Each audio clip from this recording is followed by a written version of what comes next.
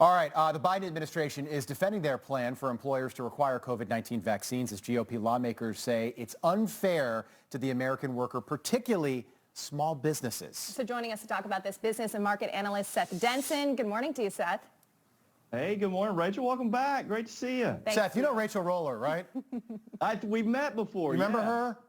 You know, I have to say before we get into this, Right. Seth sent me a fabulous baby present. It's a bottle warmer, and my husband uses it every morning while I'm sitting here on the couch. What, Seth, Hey, does that work for coffee After as well? 3 kids, I know exactly the things that are most important. That is that early morning heat up. So Exactly. that works. Yeah. You get Totally. it. No, and I appreciate it. So let's talk about this story this morning. President Biden these plans will impact the private sector businesses, the healthcare professionals, Right. the federal contractors. That's roughly 100 million Americans. What did you make of this, Seth? Well, I started to wonder where's the science that you're more apt to get COVID if you work for an employer that has 100 employees versus maybe one that has 99. This is just inconsistency where business owners, the private sector, and even the public sector now don't have the ability to make decisions. There's no freedom to make the decisions. It's federal government, it's bureaucrats coming in and saying, we know what's best for you, and we're going to put our heavy hand on it. It's the same thing we saw during the pandemic when they were shutting businesses down with no real understanding of why one business was allowed to shut down and one not. But I will tell you, here's my prediction. This is going to be the massive boost in jobs for the small business sector, which is still hurting from the shutdown during the pandemic. So expect the Biden administration to take a victory lap here in about 3 or 4 months when that lagging indicator comes out saying small business is seeing massive job growth. Yeah, you have to make a good point, Seth. I think that the power that the Biden administration is trying to wield here is going totally unfettered. This seems to be completely unconstitutional. And I wanted to get your take on what's happening in Arizona. The attorney general there is suing the administration over this mandate for vaccinations for business owners to implement. And I thought the attorney general's take, and I want to get this right, he said it has nothing to do with if vaccines are good. It has everything to do with the principle. Should one man, in this case the president of the United States, have the power to tell you to inject something into your body? What's your take on that? Well, I mean, listen, I tend to agree with him, and no, that's not.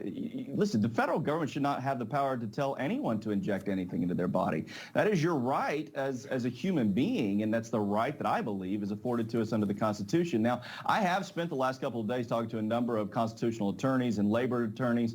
They're waiting to see what OSHA and the DOL comes out from a rules perspective. So the Biden administration has asked the Department of Labor and OSHA to come out with rules around this, and so a lot of them are holding back about constitutionality. They see the actual rule. But I will tell you, this is legislation through subsection, not legislation through congressional law writing, which is the way most laws should be done. And if you draw a correlation, remember, under the Affordable Care Act, the Obama administration said employers with over 100 employees needed to provide health insurance, while those that didn't, and then they lowered that to 50. But they did it through congressional act. They did not do it through executive order. Seth, you mentioned quickly, we have a little bit of time left. You mentioned 100 employees, the science between 100 and 99. It makes you wonder, are these employers going to, in fact, fire people just to get under that 100 mark when we are seeing some businesses struggle? We are seeing people having a difficult time going back to work. But real quickly, what do you think this is going to do as well to inflation that we've seen during this pandemic? Well, listen, inflation is certainly here. We just saw reports 5.4%.